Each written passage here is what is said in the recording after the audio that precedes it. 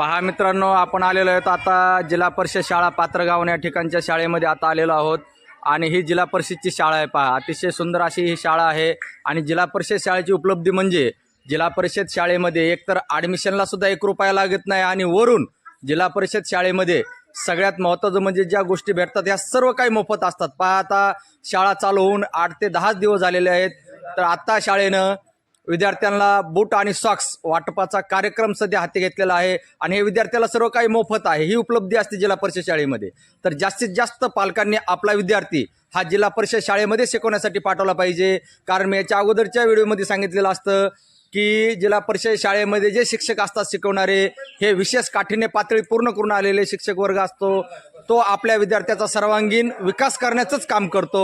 आणि या जिल्हा परिषद शाळेमध्ये आता हे बूट सॉक्स आता मिळालेले आहेत मोफत, यानंतर गणवेश सुद्धा मोफत मिळणार आहेत विद्यार्थ्यासाठीचे।